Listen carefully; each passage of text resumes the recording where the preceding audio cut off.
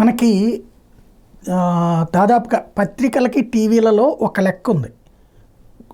First పత్రిక, అంతకుముందు ఆంధ్రప్రభ, ఆంధ్రపత్రిక ఇట్లాంటివన్నీ ఉంటే వాటన్నిటినీ కంప్లీట్గా మార్చేస్తూ వచ్చినటువంటిది ఈనాడు.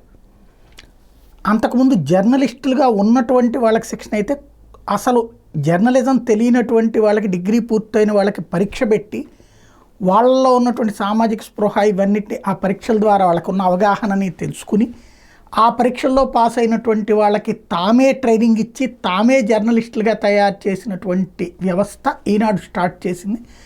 దాని సుదీర్ఘ ప్రస్థానానికి అదే కారణమైంది. ఆ తర్వాత మిగతా పత్రికల్లో అనేక వాటికి ఈనాడు నుంచి వెళ్ళినటువంటి వాళ్ళే హెడ్స్గా పనిచేశారు. అలాగే ఎలక్ట్రానిక్ మీడియాలో TV9 ఆ విధమైనటువంటి పాత్ర పోషించింది. అనేక ఛానళ్ళు, అనేక వాటిట్లో వెళ్ళినటువంటి వాళ్ళు TV9 వాళ్ళే ఉంటుంటారు. అయితే ఈనాడు ఇప్పటికీ అది కొనసాగిస్తుంది. తాజాగా మళ్ళీ 239 మందిని దాకా గుర్తించి ఇప్పుడేంటి కొత్త మీడియా ఏదైతే వచ్చిందో వాటికి ఈనాడు సెకండ్ ఫేజ్లో ఏం చేసిందంటే టీవీలో అది బిగిన్ చేశాక టీవీ జర్నలిస్టులను కూడా అట్లాగే జర్నలిజం స్కూల్ ద్వారానే రెడీ చేసుకొచ్చింది. ఇప్పుడు అట్లాగే 246 మందిని ఎంపిక చేసింది. ఇందులో 138 మందే మల్టీమీడియా, అంటే అన్నిటికీ ఆల్రౌండర్ ట్రైనింగ్ ఇస్తున్నారు. వాళ్ళు ప్రింట్కైనా, ఎలక్ట్రానిక్ మీడియాకైనా, డిజిటల్ మీడియాకైనా. 69 మంది ఉట్టి టీవీ మీడియా కోసం ట్రైనింగ్ అయితే 39 మంది డిజిటల్ మీడియా విభాగాలకి చెంది వాళ్ళు ఎగ్జామ్స్లో పాస్ అయ్యారు.